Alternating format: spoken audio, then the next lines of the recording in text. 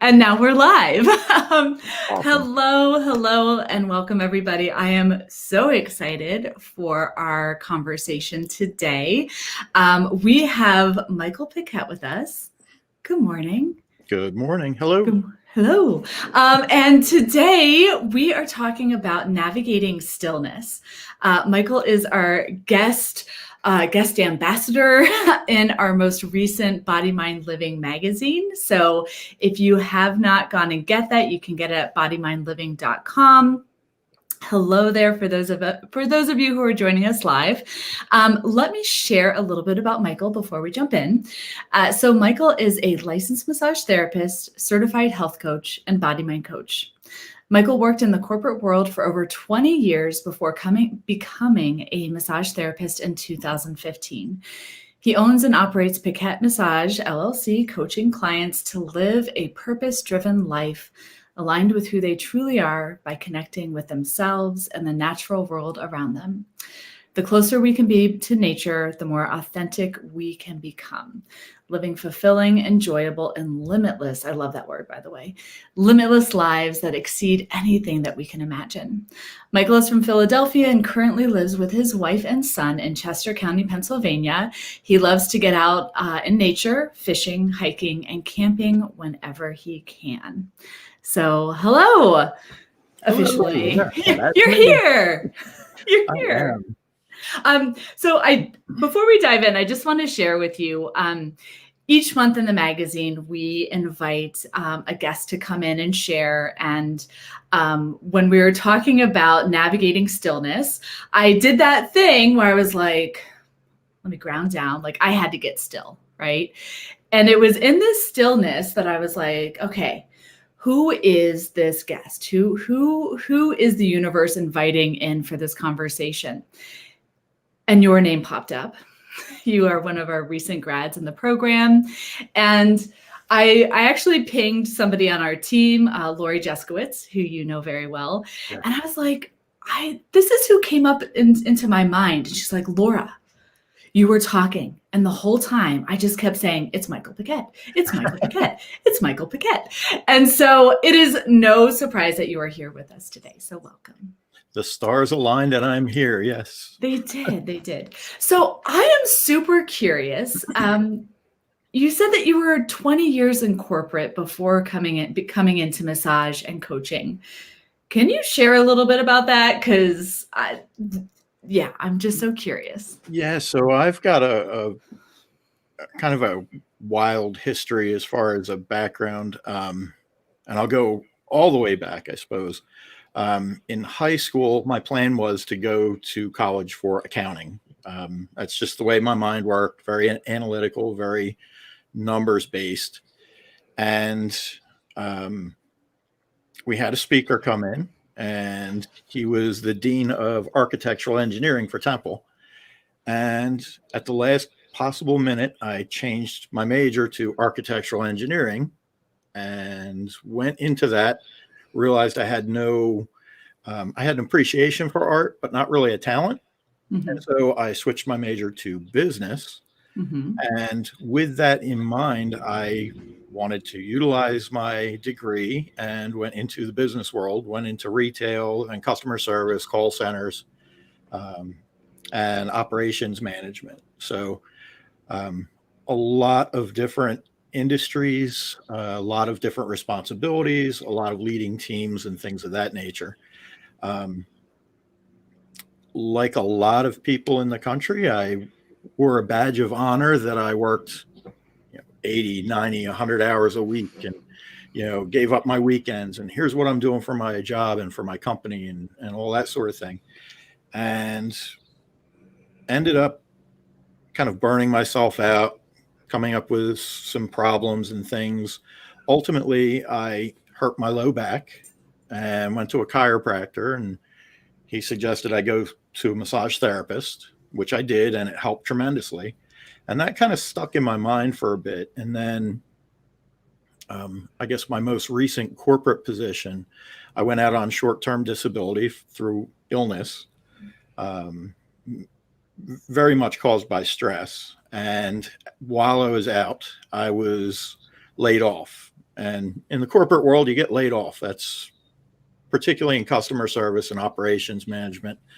A lot of times they cut out that sort of middle level and offshore things and things of that nature. So I had a talk with my wife and said, look, I can either continue to do what I've been doing, find a job, be there for 2 months or 10 years, and eventually be laid off. Like that's sort of almost the end result, almost a guarantee.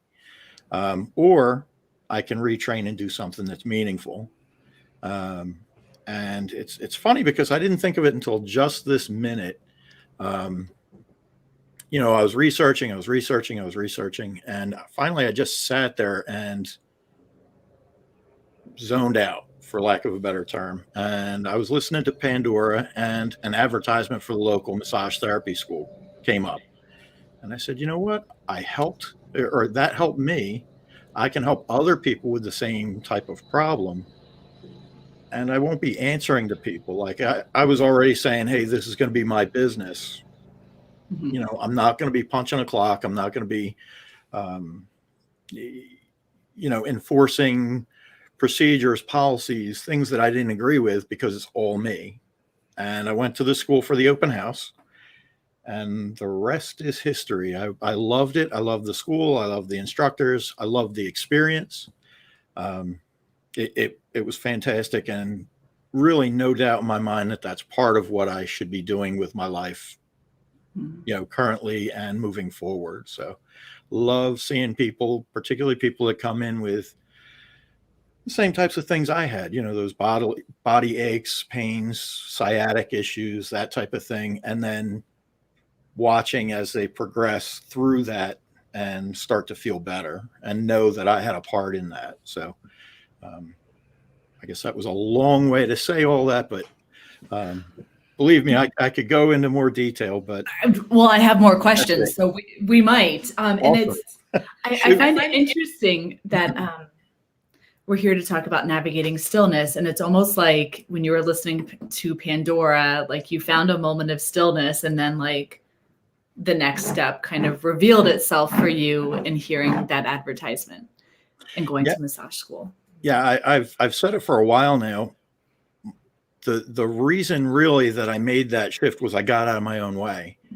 And I realized that prior to that, I would think of things, I would have goals, and I would try so hard to control every piece and every step and every second moving towards those goals, that I just got in my way and not really I guess unintentionally sabotaged it, right? Like I tripped over my own feet. And in this case, I was like, that sounds like it. That's a great idea. I talked to my wife. She was very supportive. She was like, look, it's no secret you've been miserable forever in the jobs that you've had. I did a decent job of sort of separating it, which is a whole other thing, compartmentalizing things. And okay, this is my business life. This is my personal life. This is this life.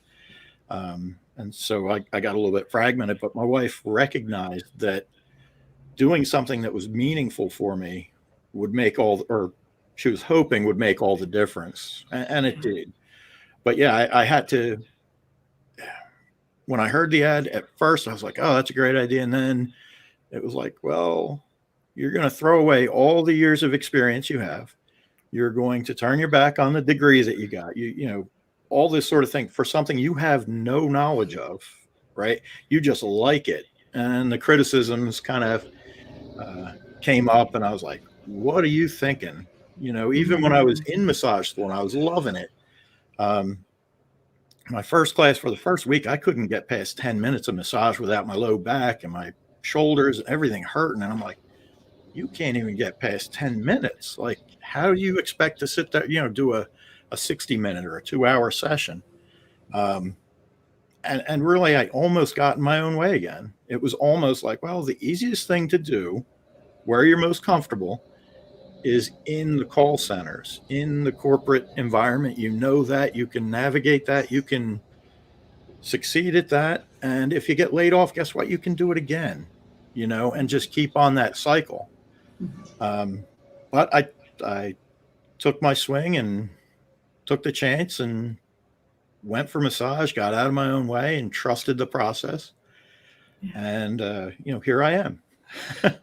I have like 5 follow-up questions to this. And I'm almost wondering, it's like, I feel like we're getting this little, like, I'm curious, is a part of stillness getting out of your own way? Or is getting out of your own way like part of getting into stillness? Just out of curiosity. That's a complicated question for me because it's so intertwined.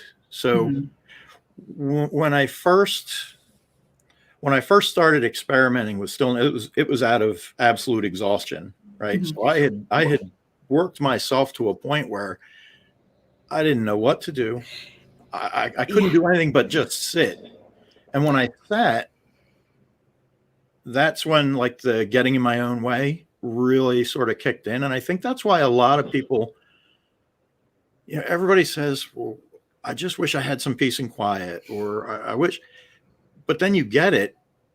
And it's so uncomfortable at first because I always, it's like my garage, right? So I have boxes of things that I don't feel like sorting through or getting rid of or making a decision on. So I just put them in the garage.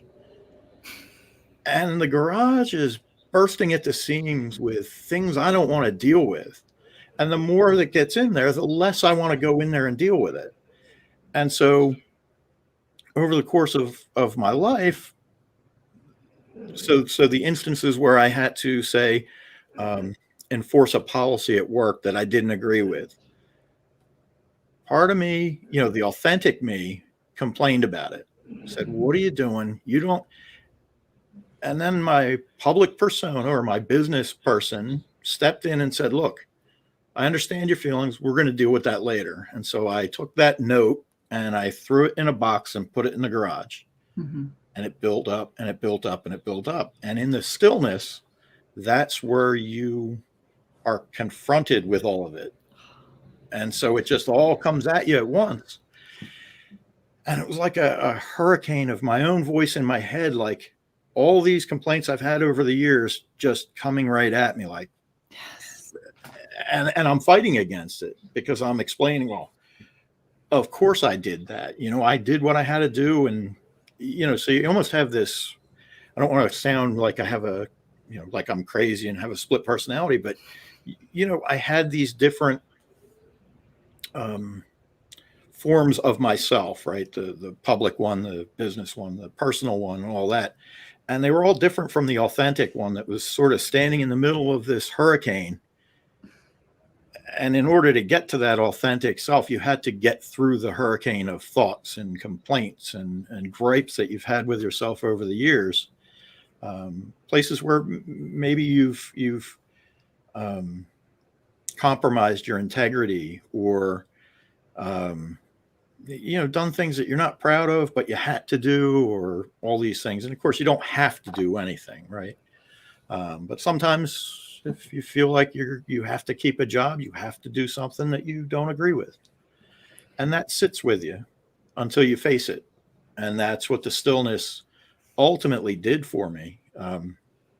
I just sat there and basically it's like letting somebody vent their frustrations on you, and they're just yelling in your face, and you're just sitting there like, I'm so exhausted. I'm just going to listen to what you're saying. I'm not going to respond, nothing. So finally I was worn down by my own frustrations with myself. And it took a lot of times in stillness to get past that. And now when I sit in stillness, it's not as, I can manage it a little bit better. I can communicate with myself better because I know more about who I am. I would say, you might not ever get to the point where you know yourself completely, but you get to know yourself over the course of years, and stillness is where that happens. I think, being a massage therapist, being in body work, it's understood that in order to build muscle, you do the workout, you do the movements, you do the activities, but the muscles don't grow there. That's what stimulates it. The growth happens in the stillness, when you're asleep, when you're resting, the recovery piece. And so emotionally, and from I'll say a soul perspective, that's where the healing and the growth is in the stillness. I feel like you're writing a book for us as you speak. All of this, and I love that description of like your authentic self kind of in the middle of this hurricane, and how stillness is that place where that growth happens. And I'm kind of curious, you mentioned as you're going through, this transition in your life, there was the personal self, the business self, and then behind the scenes somewhere, the authentic self. I get this sense of really feeling fragmented. And I'm curious how that was for your body. Like, I almost wonder, I hear you sharing this story, and I wonder, like, if your body told us this story, like, what would that story be from your body's perspective? Because I get a sense it was talking to you long before you reached that point of exhaustion. And I'm just kind of curious with that side of things. Yeah, you can't separate your emotions, your thoughts, your soul from your physical being. Again, from the perspective of a massage therapist, and I used to be one of these people that looked and said, well, what I do is more meaningful because I'm corrective, right? It's a corrective thing. I'm not a stress-free massage.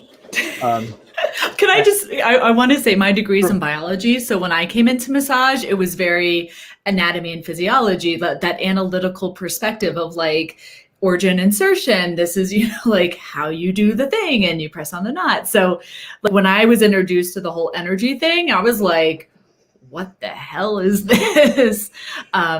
And I fully agree with you that all of it works together. So yeah, I mean, to a degree, I rolled my eyes at that energy piece of like, okay, that's well and good, but I know that cross fiber over an adhesion breaks up the adhesion. There's a mechanical, like, that's it. But it's funny because that goes back to when I went to Temple for architectural engineering. The engineering piece, I was good with that. Like, it's numbers, it's math, it's tangible. I can see it, I can touch it, I understand it. The art piece, the concept, the feelings and all that, I can appreciate it, but I didn't really get it. So that was where that whole, the wheels fell off the wagon. There was the art piece of it. And now that I'm thinking about it, going back to massage, that was something that I had to reconcile. And only recently, really the last year or two, have I really begun to understand the benefit from a relaxation massage. For some people that stress is really, if you've got an injury, you've got an injury. And that's going to be mostly mechanical to a degree. But some people, myself included, so I'll put it out there. One of the things that sort of went wrong for me as I burned myself completely out was I was diagnosed with both ulcerative colitis and Crohn's disease. Now, there were a lot of scary talk about colostomy bags and all these other things that I would have to do. And I wasn't even 30 years old yet. And it was like, oh my God, I'm going to have to live the rest of my life with a colostomy bag.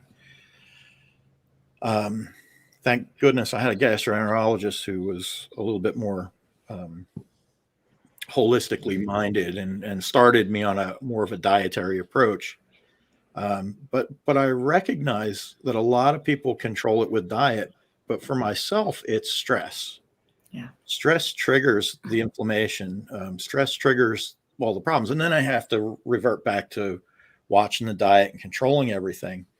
Or not really controlling the diet piece, but accepting everything else, right? So I can't control what I can't control.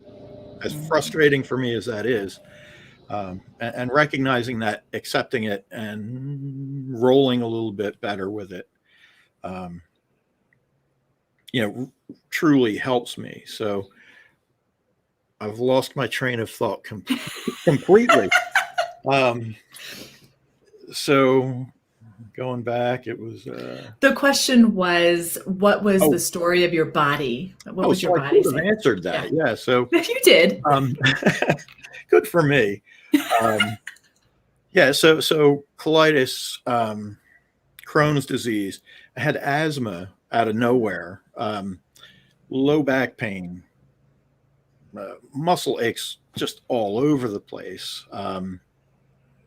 It breaks you down. It's like, um, well, I mean, if you don't treat your car right, if you don't maintain it, if you don't drive it responsibly and properly, if you abuse it completely, it's going to start breaking down. And so when you're pushing yourself and you're working more hours than the human body's supposed to, and you're not giving your body the time to recover, and you're not giving your mind the time to recover, it puts you in a place where um, you don't have energy to do things. And so two things that I've noticed happen with that. One, um, your activity goes down, and so you start to gain weight, and it starts this cycle, right? You have less capacity to do things, less energy, less, your breathing capacity is down, all that. But secondly, it puts your brain in a place like, okay, this is it. I'm getting, oh, I guess I'm getting older and older and older, and you start to slouch, and just a whole host of problems. And actually, a great experience that happened to me in massage school was, I told you I couldn't last 10 minutes just about. And I had some of the wonderful instructors I had. I said, can you just look at me like, what am I doing? What can I do differently? And within seconds, they said, well, your head's down. I said, what do you mean my head's down? They're like, you're looking at what you're doing. You don't have to look at what you're doing. Just trust yourself. And at that moment, I realized that not only was my head down when I was doing massage, but my head was down most of the day. Wow. And I won't say, because depression's its own thing. That's a clinical thing, and I don't want to, diminish how extreme that is. But I was in a bad place. I had no self-confidence. Years of doing what I was told to do, whether I agreed with it or not, years of, struggling to get through the day, going to a job, put my head down on the steering wheel. I get this sense of you just head down and just go plow and through shoulders it forward and the whole thing. Right. Yeah.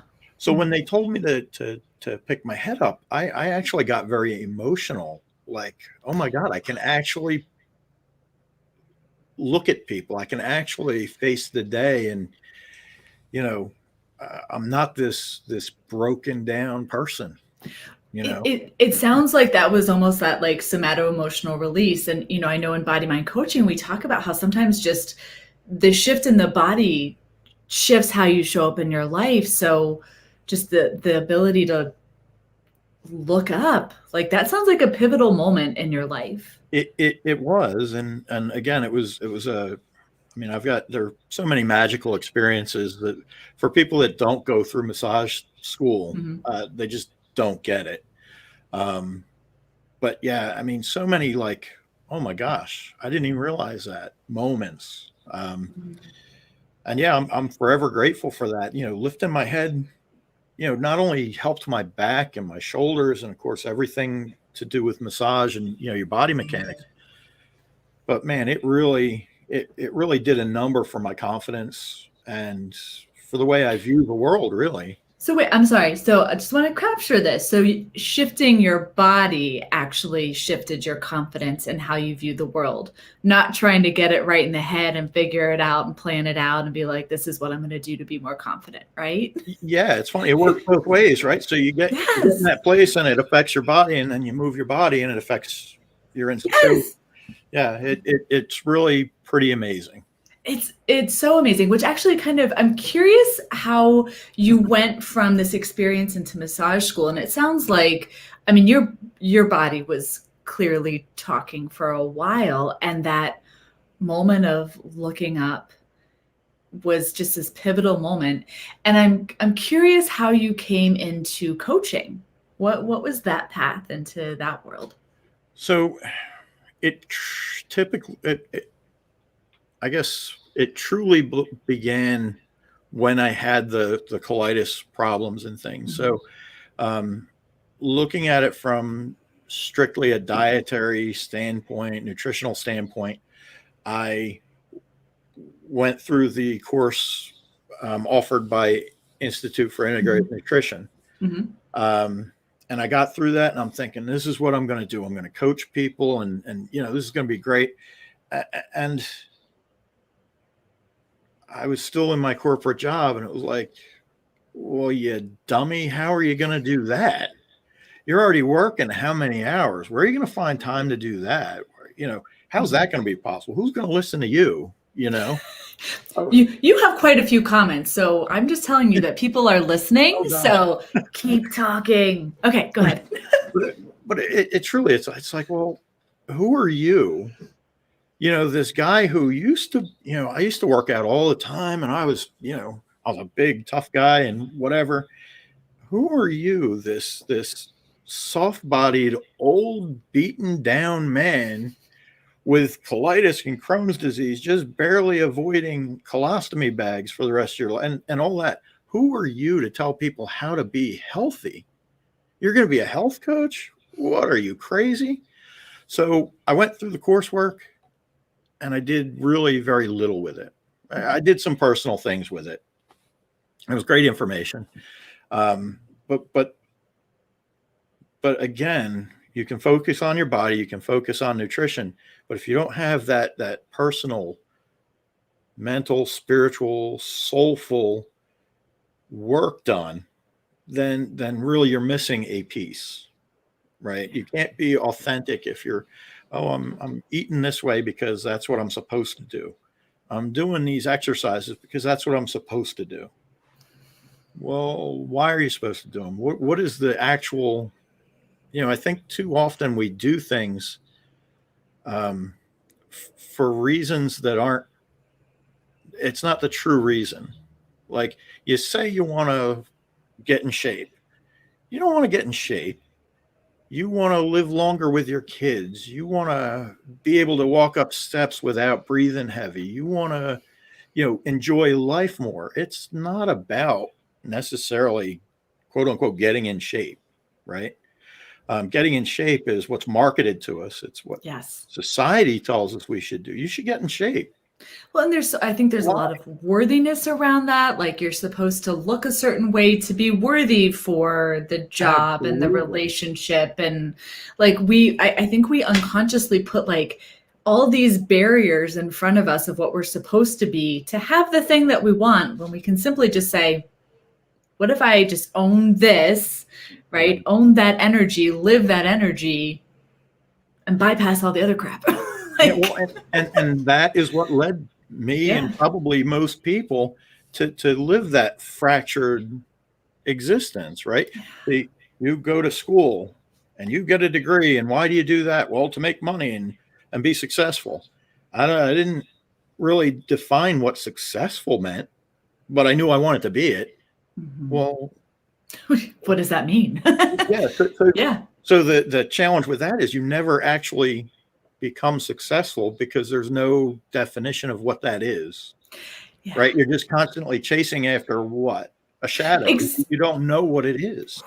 Chasing after a shadow. Yes. So well said. And I think, this is obviously what we talk about in BodyMind, and how, and you've already demonstrated this. It's like that embodied energy of the thing that we're all chasing is the feeling of something.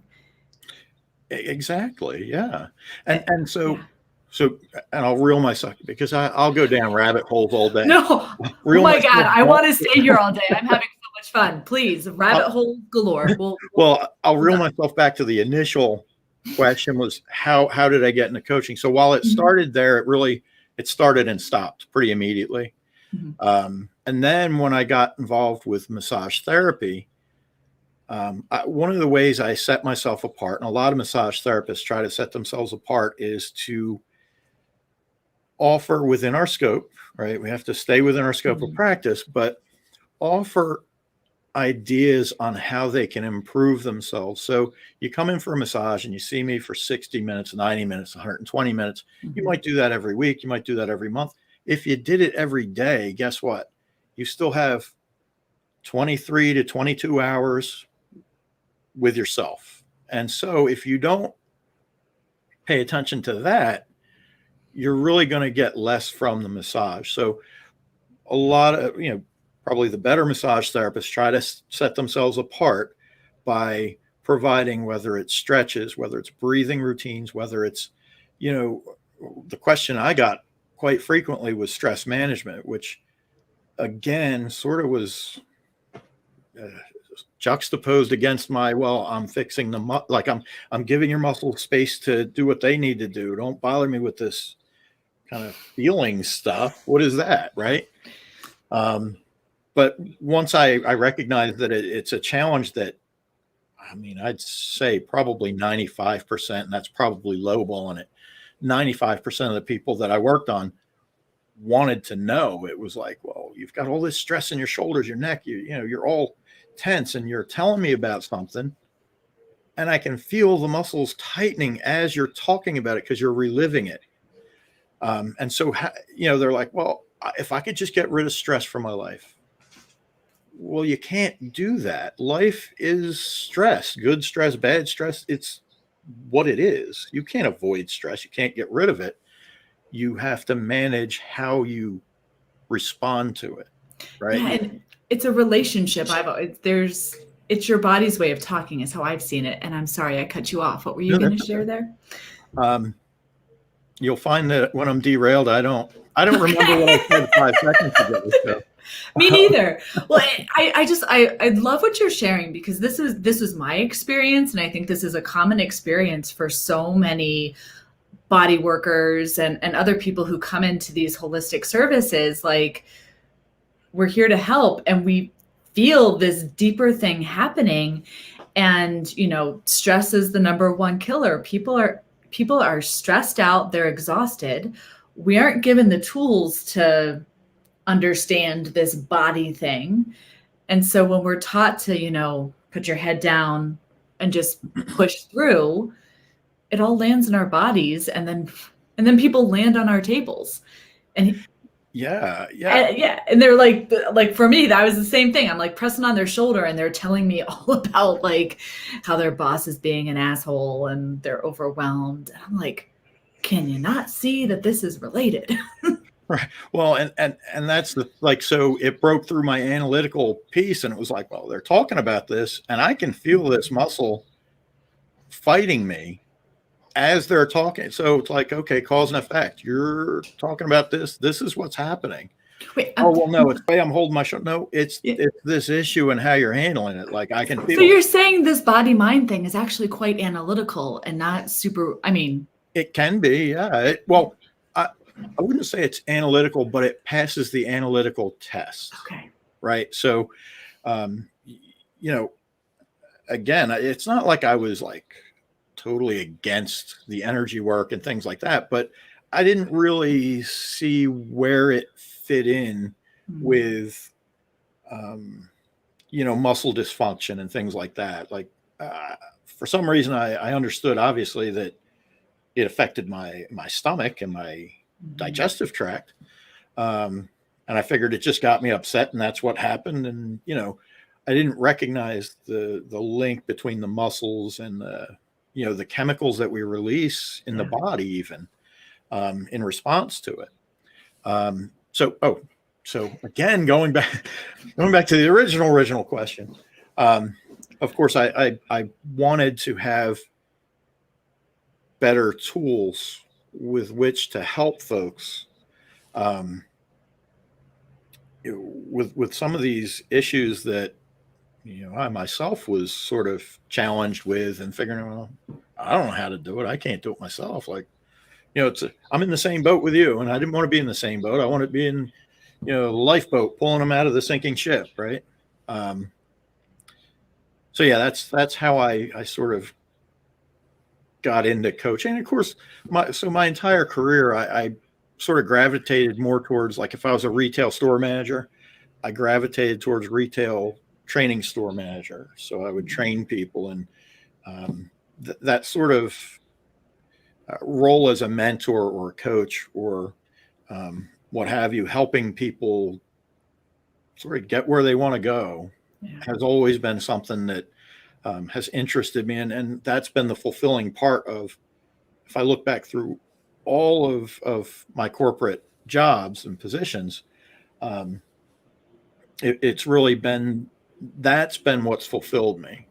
Yeah. Either, Well, helping an internal customer, as I would say, my employees, or an external customer, and finding out what their goals are and helping them get there. That was always it. It was the analytical stuff came easy to me, but it wasn't really fulfilling as much as,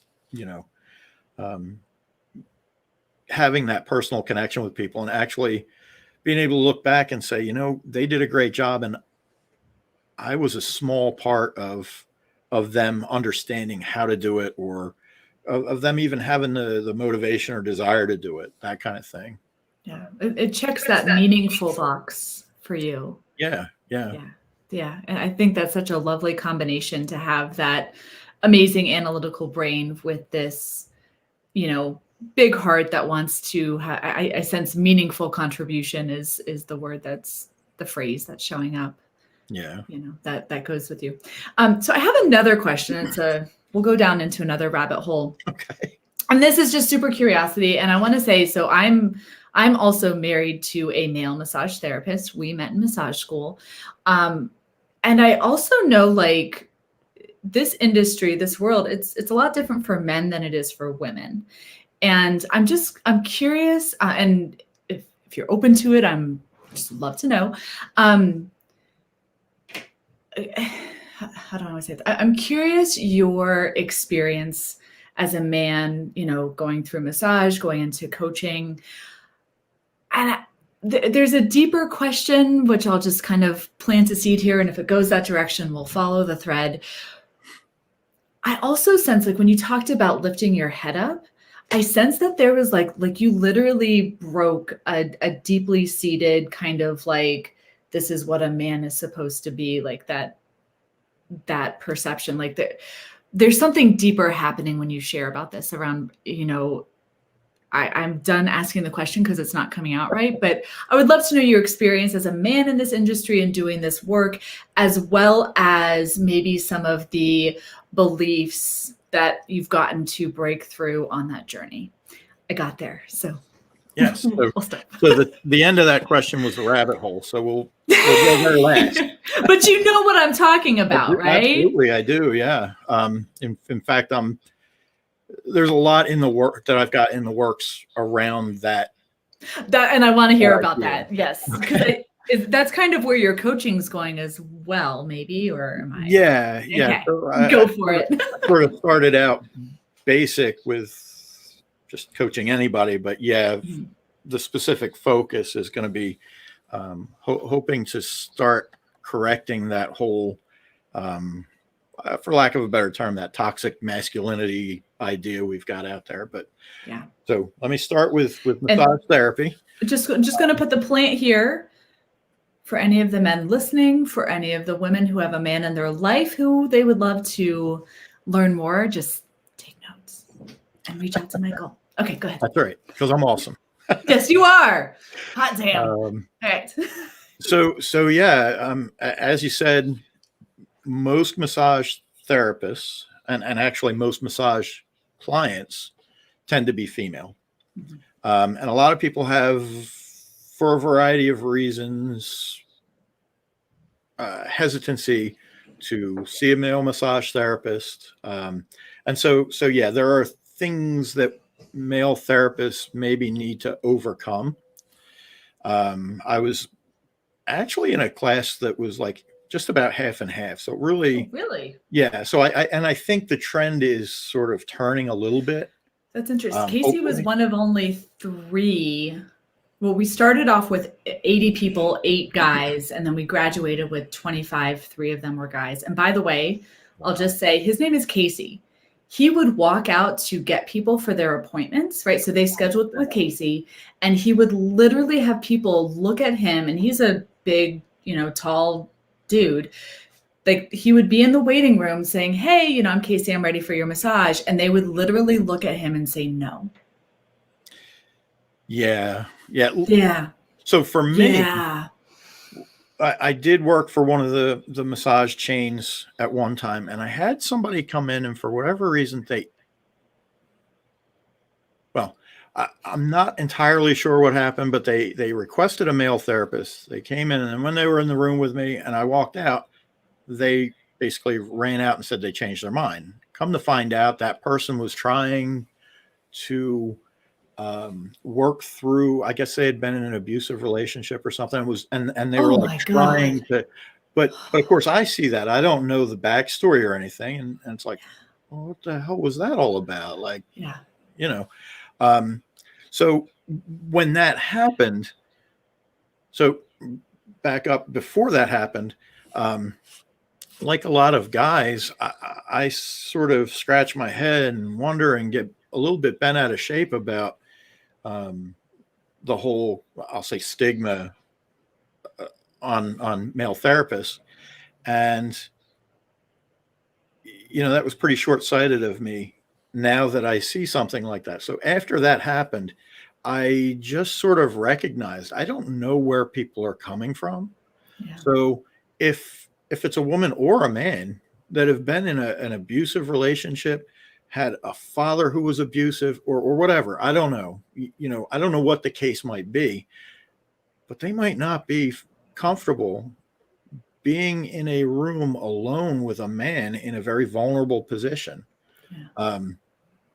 So I think putting myself in other people's shoes as to what could possibly be the reason helped me sort of get through that. But I've actually, it's been very minimal what I've seen of that. Most people are, for whatever reason, comfortable coming to see me. I don't know if it's the It's because you're market. fucking awesome. So Exactly.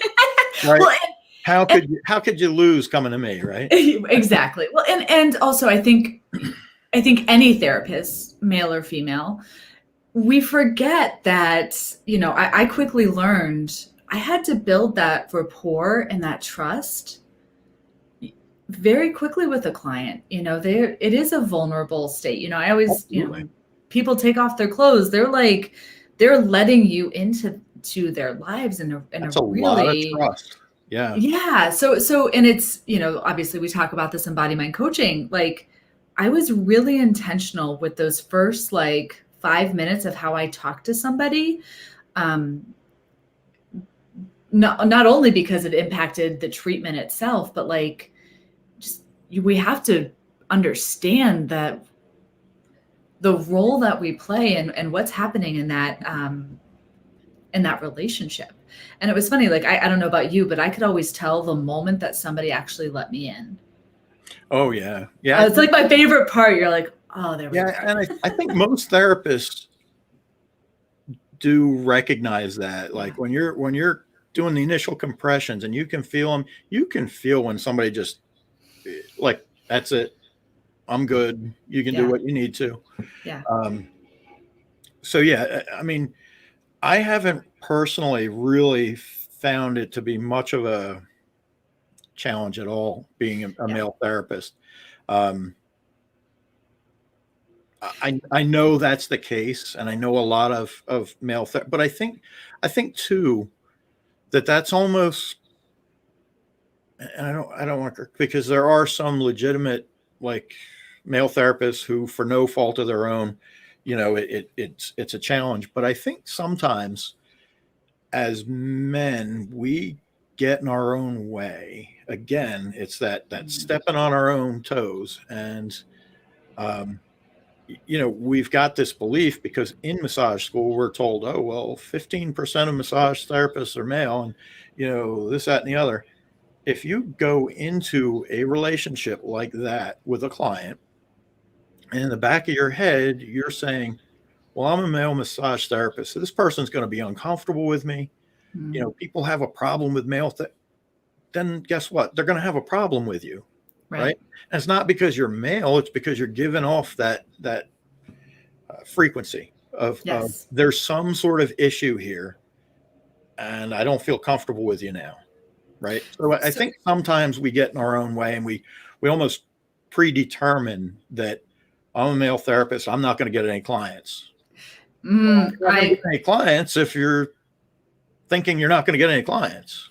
I know, and I have talked to many male therapists that do exactly that. So if you're listening, stop. And I think there's this like, yes, be aware and also don't live in it. Like you still Right. get to create that reality. And obviously you are acting um, ethically and all that good stuff.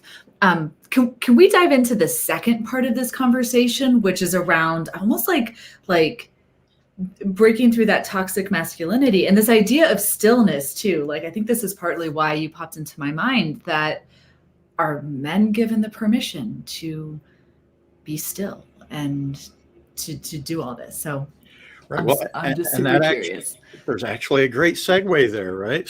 Thank So, God. so you know, I just said as a male therapist, we have this predetermined idea of what that means. It means not as many people are going to want to come see us. We're not going to get the clients. We're going to, women are going to be uncomfortable with us. Men aren't going to want to have us work on them. All these predetermined things. So we're sort of making that outcome based on what's in our head, and what's in our head was taught to us by well-meaning people in school who are just saying, well, here are the statistics, blah blah blah. So, and let me preface this by saying, and I always kind of hesitate to talk about men's issues or men's problems, because in my mind I'm thinking, well, women have so many problems and obstacles that they face. But the fact of the matter is, everybody does, right? Everybody's got their own issues, problems, and everything like that. And addressing men's issues, I don't think has to diminish the challenges that women face and everything. It's just different, right?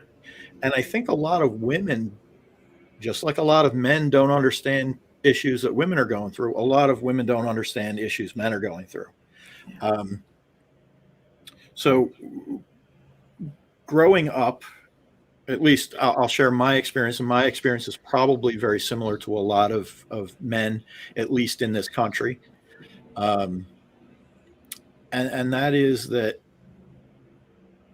a man, to be a successful man, has to be someone who achieves goals, who provides, who is tough. Whatever tough means, that's what you have to be, right? Don't take any crap from people, right? Don't be a pushover. Um, don't boys don't cry, men don't cry. Um, your strength is in your ability to um, uh, almost take abuse, right? So in spite of anything that's going on, you need to keep that stiff upper lip. You have to remain stoic, right? Um, and we romanticize things like warrior. We put so much aggressive language in how we describe ourselves that you almost can't help but be aggressive as a man. Um, we always talk about, we're at war with this, we're fighting this, we're warriors, we're this, we're that, um, look, there are warriors and they actually go to war. Me living my life isn't being a warrior. That's not, I'm not some soldier, and I'm a person, right? And I think when we define things like walk it off, don't cry, don't this, don't that, be a man, right? I hear that a lot growing up. Be a man, be a man. Well, what does that mean? Well, it doesn't mean crying, doesn't mean complaining. You know, you just do what you have to do to get through. And, all those sorts of canned things. And then you get together with guys and it's about impressing women and it's about being, this big macho guy and to a degree not caring about the effect you're having on other people, right? Yeah. And then Like, putting what we're everything doing, man. else, yeah, and putting all the emotions in the garage and Right. shoving them in there, right? And to a degree, not caring about other emotions, Yeah. right? Not to the point of being, necessarily intentionally mean, but this is me. This is who I am, and I'm a man. Deal with it, right? Um, if I do something you don't like, tough. Yeah. I feel like this armor just kind of Yeah, like, and I mean a lot of the sayings that we have, settle it like a man. Let's settle this like men. What does that mean, right? yeah. In school, it meant Firehouse Alley at 3 o'clock. It was going to be a fist fight. Yeah. That's the way it was handled, right? So, Um, so what is shifting for you in this as you've evolved in your journey? well, I don't get in fist fights, Thank God. so no, I mean, so being tough in spite of everything that happens, it wears on you, and inside, you're not, this unfeeling, um, robot that's just getting through everything in spite of whatever. I mean, we brag about, how we toughed it out, or how, oh, I hurt my back, and guess what? I went to work anyway. Yeah. I worked. Powered through it. Yeah, I went to work. My appendix had ruptured, and I went to work, and I was moving bookcases and blah blah blah until 18 hours later when I just couldn't stand anymore, and I went to an emergency room. But What? I was a tough guy, right? Pain didn't stop me, right? Wow. You suck it up and you deal with it, right? So there's this whole lot of cliched, outdated, ideas of you have to constantly fight and this, that, and the other, and on the other side of the coin, acceptance or empathy is considered girly, right? If you happened to show empathy for somebody as a kid, you would be told, hike up your skirt and just move on, right? Mm-hmm. And it's like, oh, I don't want to be viewed as a girl, so I'm too tough for that. And it wears on you. I truly believe that if you are not authentic, that it is like, well, if anybody's ever done an energy audit at their home, you're told to unplug things like cable boxes because when you're not using them, they just drain the energy. They just use energy. And it's kind of like that. It's almost like you've got this switch that's on all the time because you have to be a certain person here. You have to be a certain person there. Meanwhile, inside, you're not that person. So how did this shift for you, and was kind of coming into stillness and starting to unpack what was in the garage? Like how did it shift? And then, what is your new, I know that we're always evolving, but I'm kind of curious, like how you would look at these things now. What is the lens that you see this through now? Well, I mean, so I guess again, it was exhaustion, right? I just couldn't do it anymore. I felt like I was breaking down. Of course, I had to hide it from everybody. So you sit there and you cry, and it's like you're criticizing yourself while you're crying. It's like, oh my God, I can't believe what a girl you are. Like, wow. So like layers, all this judgment, like this emotion, and then judgment and judgment and judgment. Yeah. This idea of who you are as a man criticizes who you actually are as a person. Mm. And I mean, it's a lot to go through. It's a lot to sort out. You know, and as you're doing it, there's a voice in the back of your head saying, you are a failure as a man. You are sitting here crying. Yeah. What the hell is wrong with you? Right. Um, Around when I was diagnosed actually with colitis and everything, my mother passed away. She was 53, and it was sudden. And, you know, they really didn't have a good answer as to why. And I was best friends with her, and it killed me. And I held those tears back for a long time before I dealt with it. And I dealt with it on my, in private. You hide somewhere. Oh, I'm alone. I can cry. Yeah. And then you criticize yourself for crying. So you're not really alone. You're with yourself. I'm curious if there was any part of that authentic you in this? Like, when did that part start to come out? Well, you see it little by little, and you try to ignore it, and you try to reason it away. Like, oh, well, that was just a weak thought.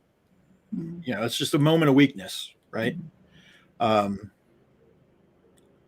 But I think, again, so that stillness makes you, when you're in the stillness, you have to face yourself. And again, I think that's why people avoid it, because it's terribly uncomfortable, especially if it's later in your life. Like, I mean, my God, when I finally really started confronting myself was not too long ago. I'm steadily moving towards 50 here, and I've got that many years of, those slips of paper that I threw in the garage, just ignoring for a later date. So in the stillness, again, after all the voices settle down, after all the criticism settle down, and you're kind of left with yourself, you get to learn what makes you tick. Mm-hmm. Right. So, if you think about it logically, well, so another thing that really was a catalyst for me was having my son. And when I would, if I sat down and I thought about my mom and I got sad and I started to tear up, and I started thinking, well, dude, what's wrong with, like, be a man up, your mom passed away, people die. And I'm thinking, well, how would I treat my son if he were sad that his mother died?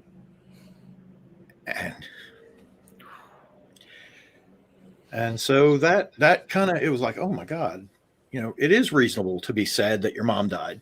Yeah. It's reasonable to be upset about either things you've done in the past or things that people have, situations that haven't gone the way they should have for you. And you have to own up to the fact that you've been ignoring yourself for however many years. And you really have to sit down and say, well, what is it to be a man? Like, what's masculine about punching somebody in the face? That's not masculine, right? That's aggression. That's aggression for the sake of being aggressive. Yeah. I think we have enough stories and movies and things like that point to this tragic hero who has been this tough warrior and then something happens and they soften up, right? And we need to look more to that as being heroic, Yes. right? Facing who you are and not just being one piece of masculinity, right? There's that facet. Yes, there's that facet where you have to be tough and sometimes you got to deal with pain and whatever. Which incidentally, I think women have to do that too. There's a point at which you have to, for lack of a better word, be tough, but show strength, right? There's a difference between being that false tough and showing strength.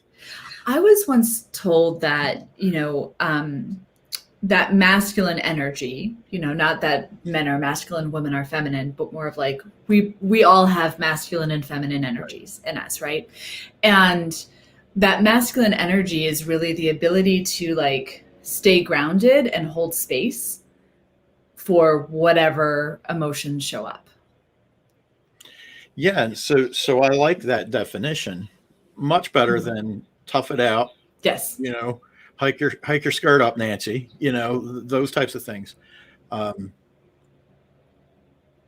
but yeah, I think we've confused over the course of centuries.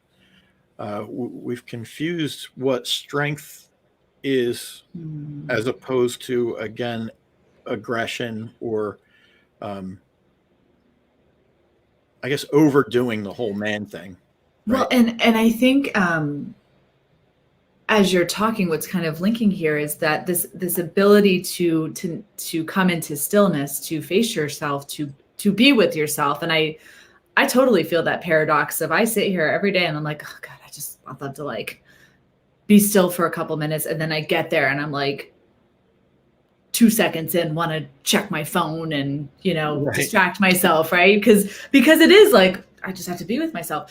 And like, that is strength to be in stillness with yourself is strength. Well, Like, whew, wow.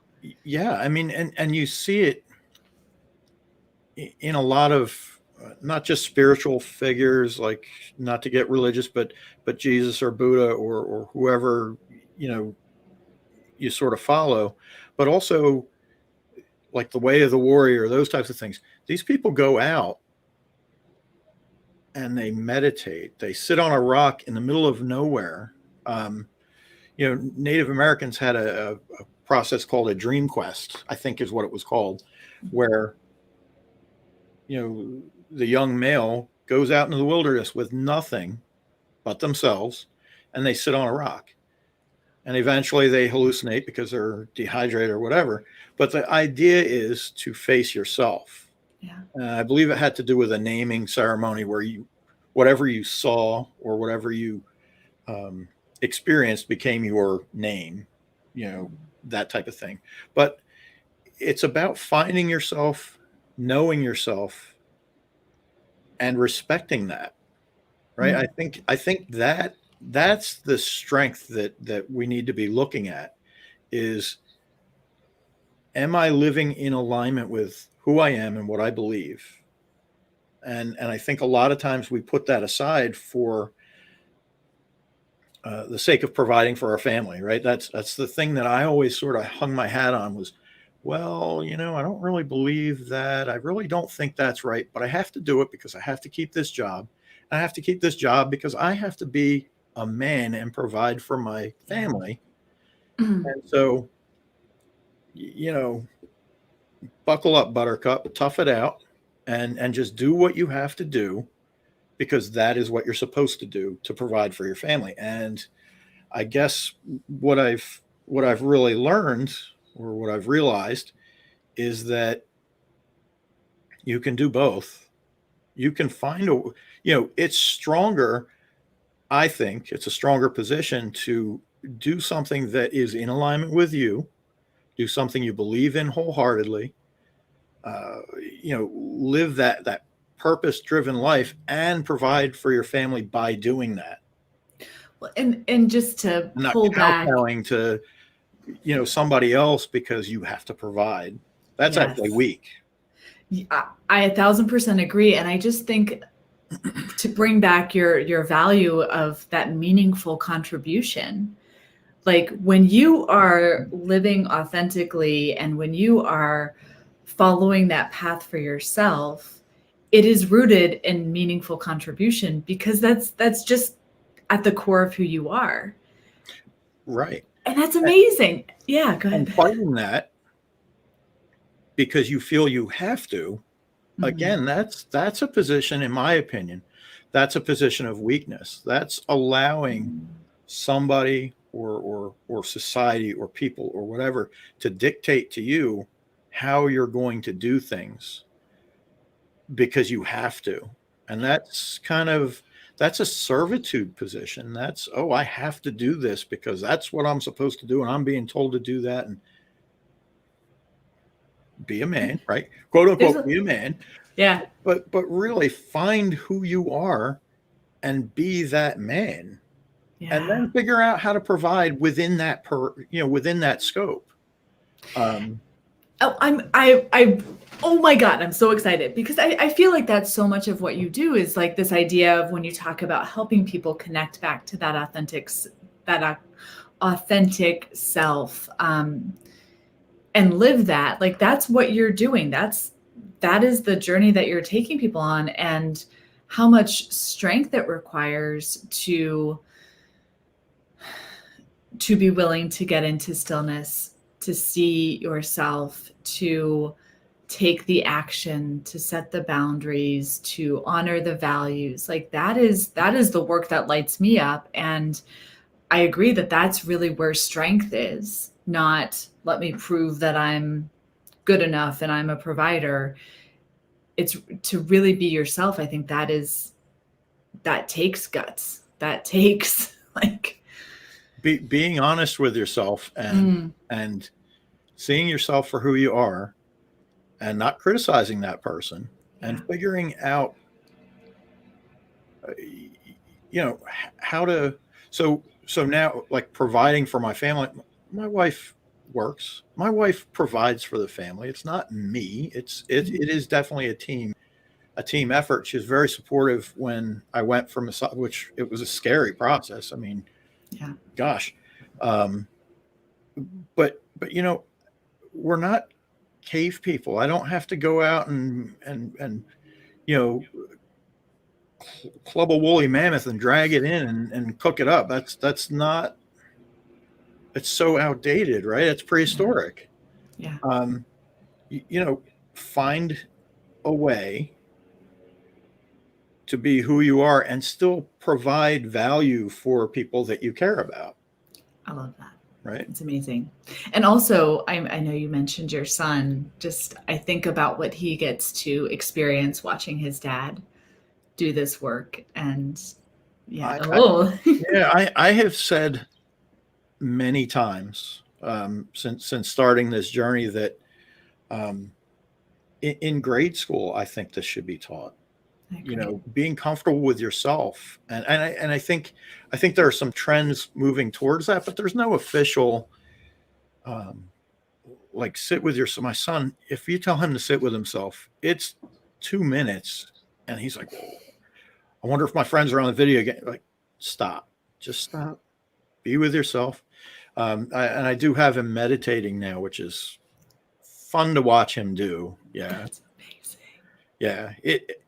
He's using it to help him go to sleep at this point. But listen to your body. What's that telling you?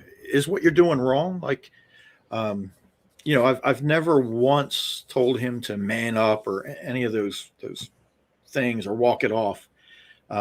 It's an acknowledgement of what's going on. Hey, if you're sad, cry, talk Mhm. about it, and then if it's appropriate, move on.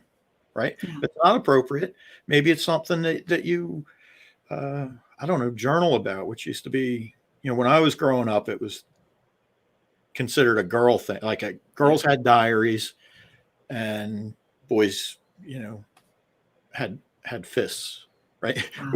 We would deal with it physically, and women could write about it. But I'm a big fan of journaling because, number one, when I think of things and I talk about things, I don't remember 5 seconds ago. Like, if someone says, "Oh, that was amazing what you said," I'll be like, "What? What did I say?" So writing it down allows me to revisit it. But there's a lot of stuff that comes out when you just write without necessarily a purpose. So you can do focused where there's a purpose behind it, and you can do, I don't know if it's called transcendental, but you just let it go. You just start writing. Whatever the Yeah. thought pops in, you write it down, and you learn a lot about yourself that way. Yeah. Um, I'm focusing on self-care for myself this year, and every month I do a 1 hour sauna, a 2 hour, a 90-minute float session. And you want to talk about stillness. It's you. That's it. You've got earplugs in. There's no light, no sound, except for, a little bit of And the you can't water touch your and the face. carpet. And you can't touch your face. God, don't do that. I've done that. It's terrible. But yeah, I mean, talk about being locked in a room Shutting. with yourself. That's it. You Yes. know, It's the times that I've floated, it takes me, I've never done a 90-minute float, but it'll take me like 45 minutes to get my brain to shut off. And they say the more that you do that, you settle into it faster. But yeah, I love this. So you mentioned just some tools that you do. I know you mentioned nature. I know is a big one for you. yeah. Meditation, journaling, floating, sauna. I'm guessing body work in there Yeah. as well. Yep. Yeah. Yep. Yeah. But nature's interesting because there's such a disconnect now. And if you look, it's all around us. We've got wireless signals, we've got our phones, we've got the electronics, we've got concrete everywhere. You're not actually touching the earth, and so it's almost we've lost our place as far as where we fit in because we're in this artificial sort of environment. And I always find that when I go to nature, and first of all, there's benefit in actual grounding, that actual contact with the ground. Um, but just being out in nature and not having all the noise and all the distractions and things, I can't imagine going out to nature and being upset or angry or focused on the problems that you've got going on in your head, all the stresses and things. I can't imagine that. If you actually allow yourself to be in nature and notice things around you.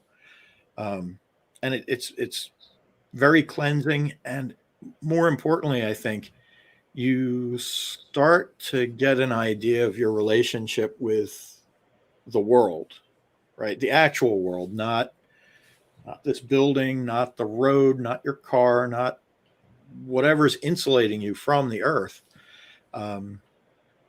And it sort of shifts your perspective some, you know. I have you ever read the book Ancient Wisdom? Who's the author? Do you Oh, know?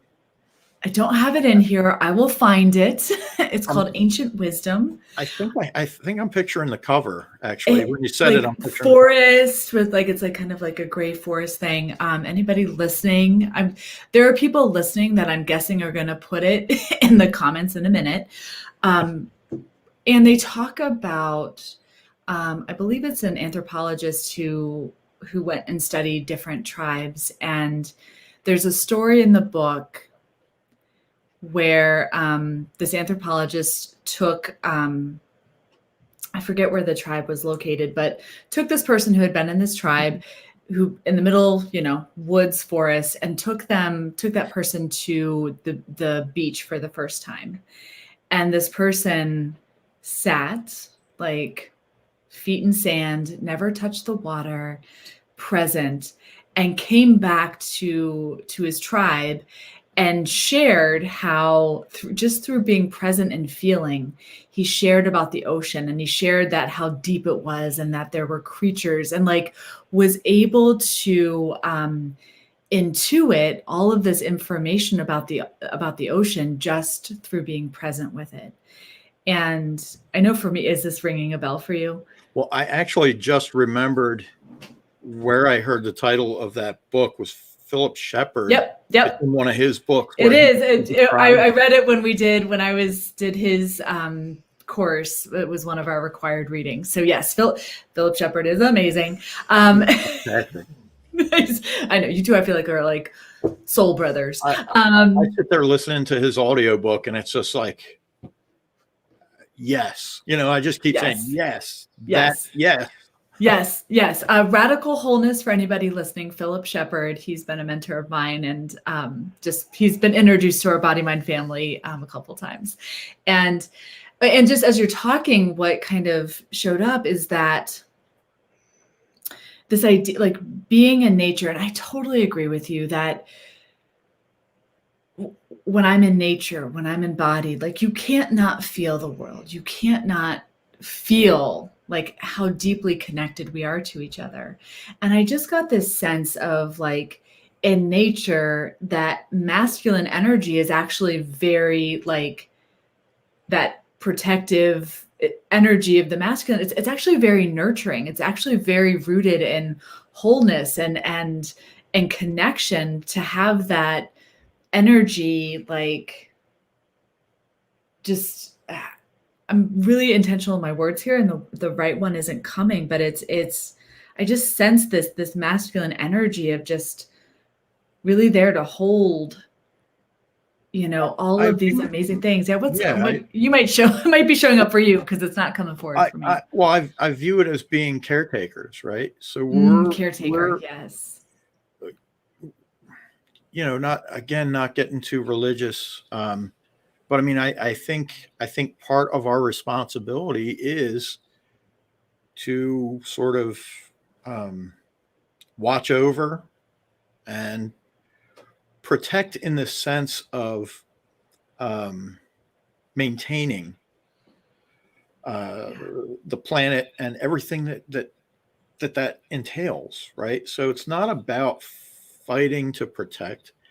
It's about um, being aware. It's about um, being respectful, mhm, right? It's about making sure everybody's okay, yeah, right?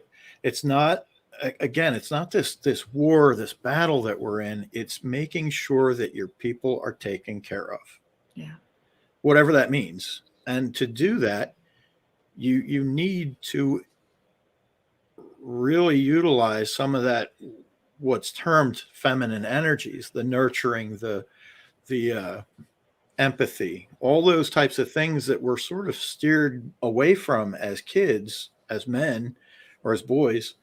Um, and those are really tools that we should be utilizing to, again, make sure our folks are taken care of, our people, our tribe, yeah, whatever you want to call it.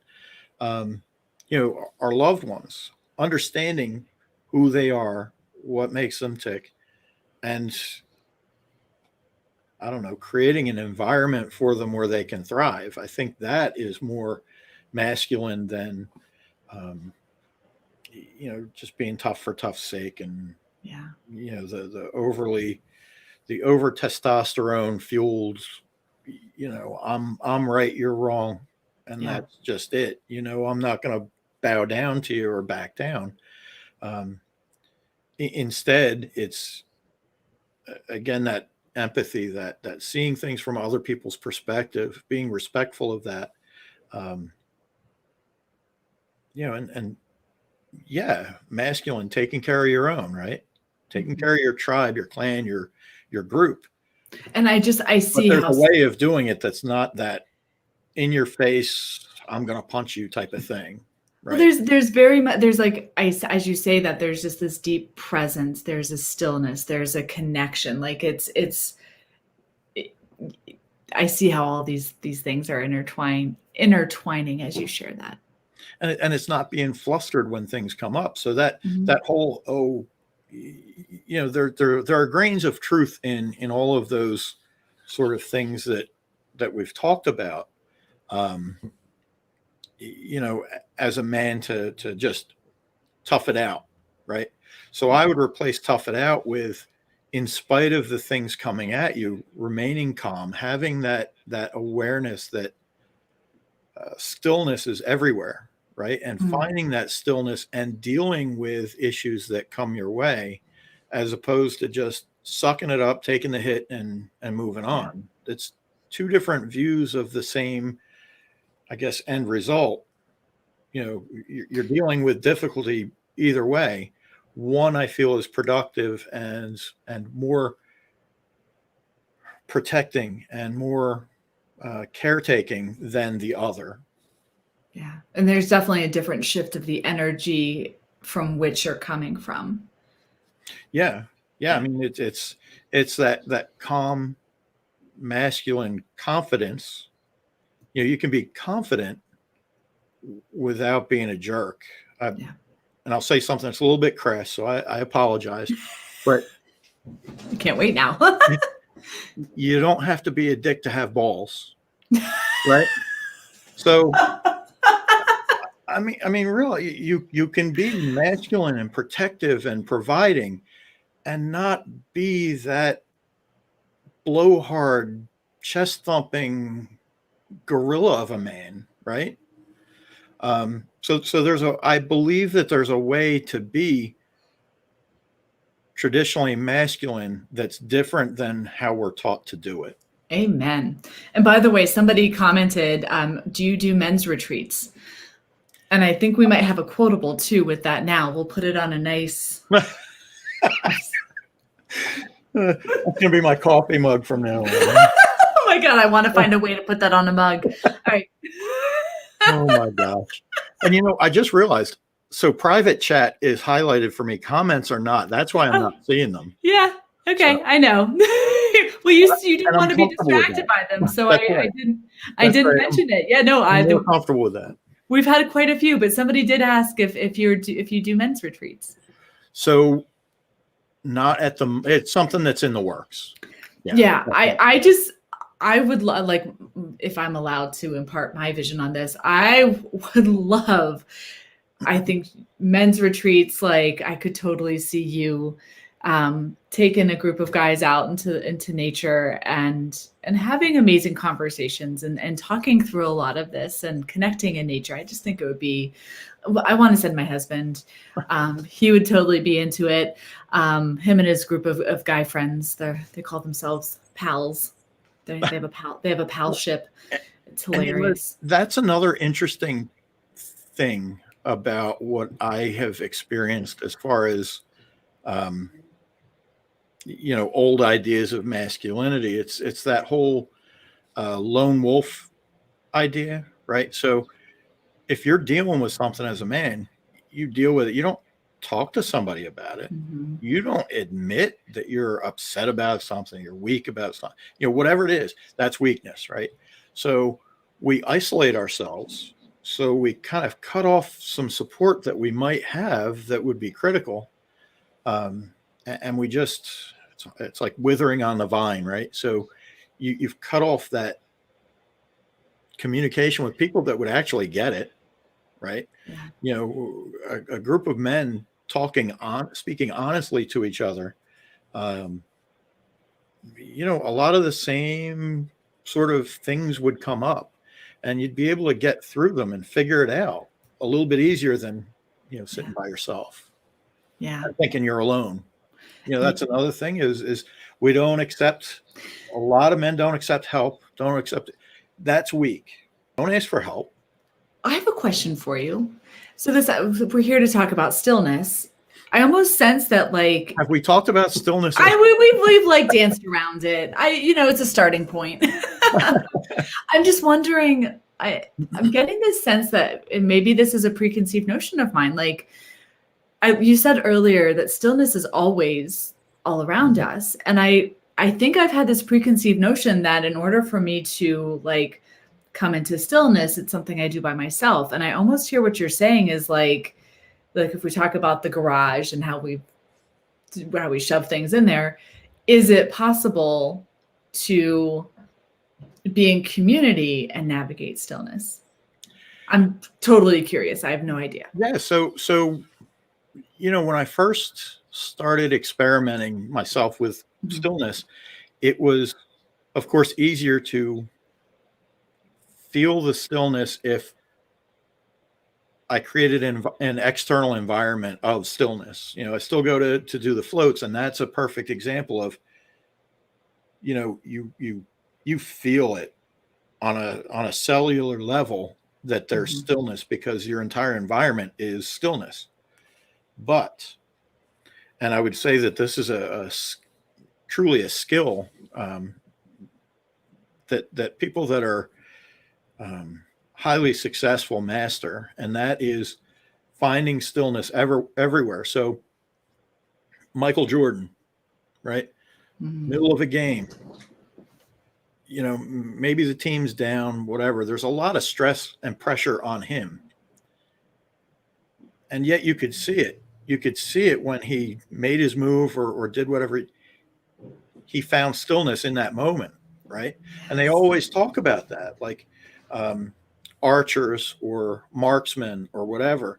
I think Wayne Gretzky has said things about Yeah, that. name someone who's highly successful, either an athlete or really anything, and it's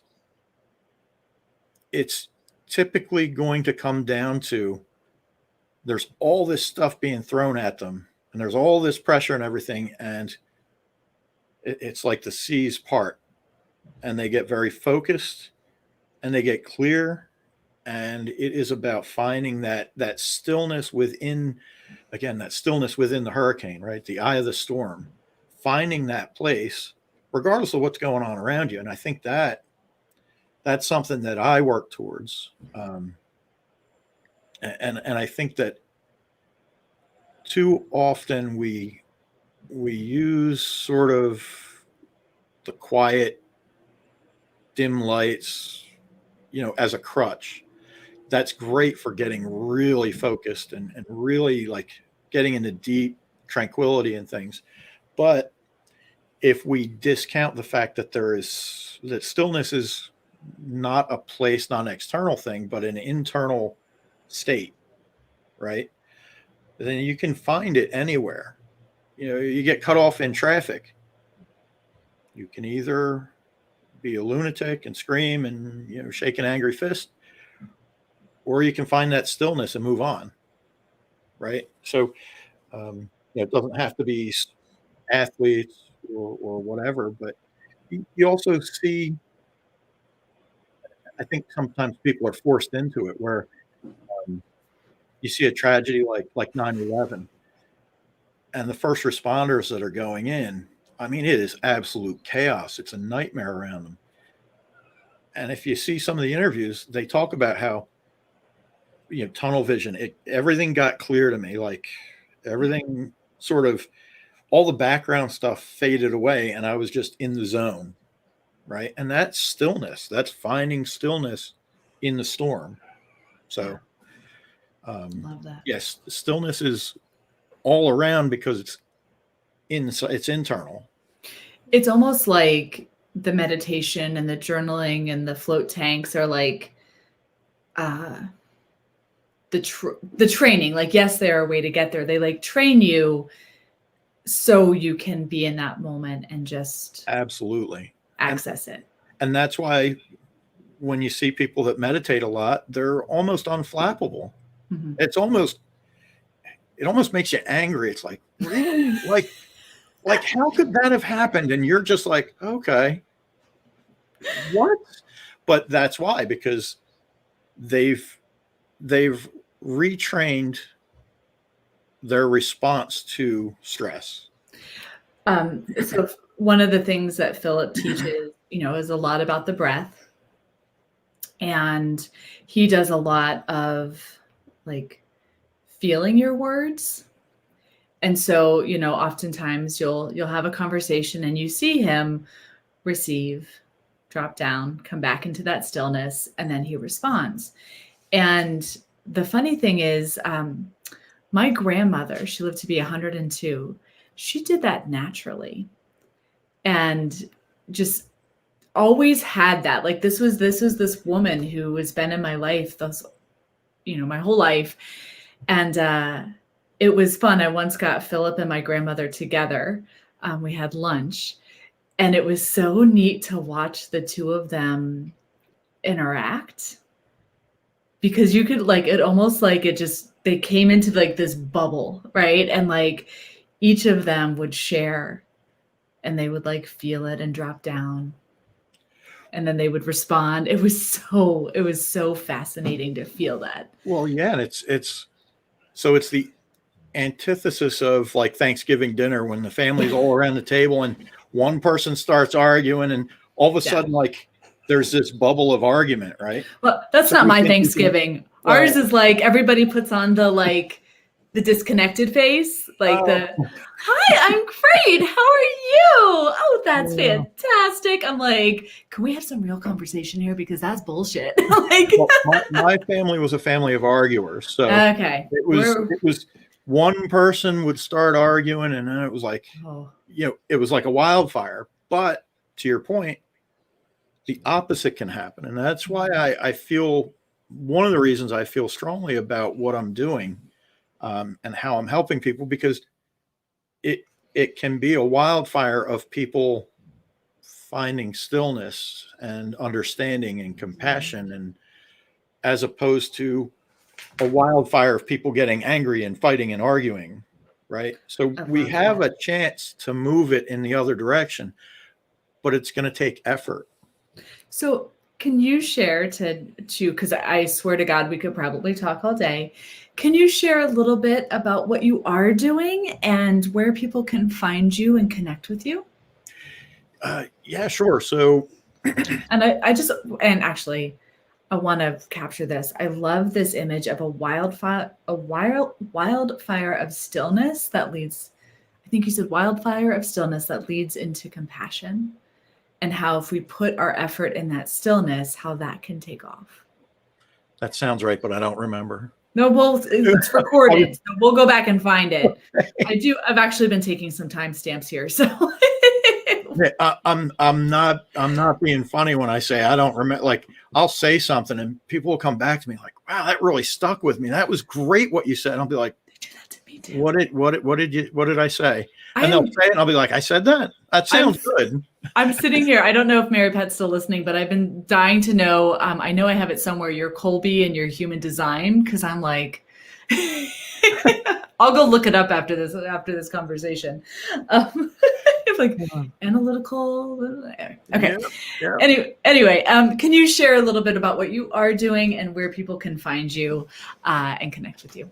Yeah, sure. So right now I'm mainly, as far as coaching goes, I'm mainly doing one-on-one sessions.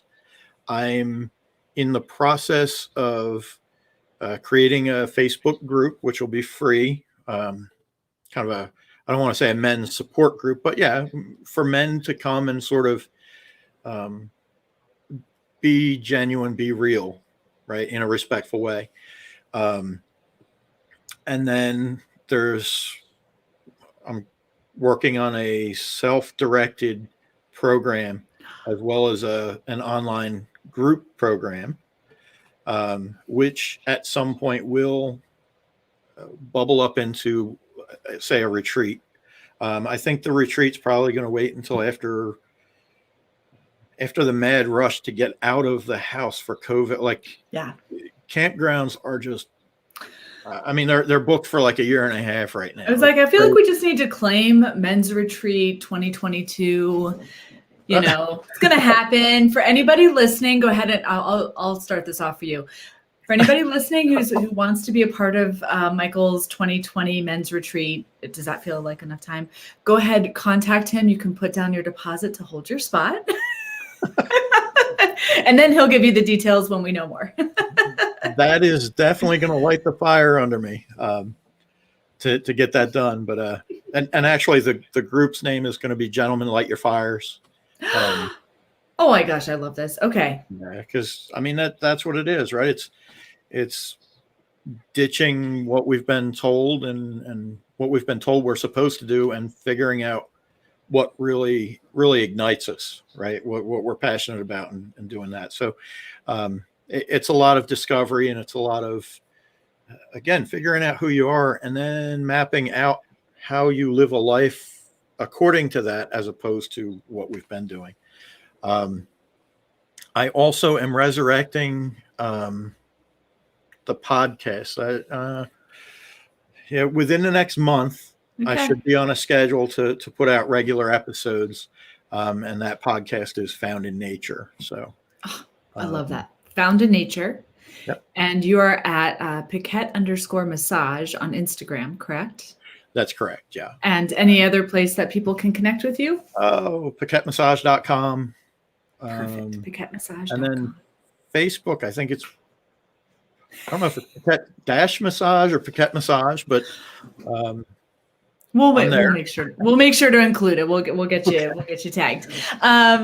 Oh my gosh. We might have to do this again. Can we come talk on your podcast?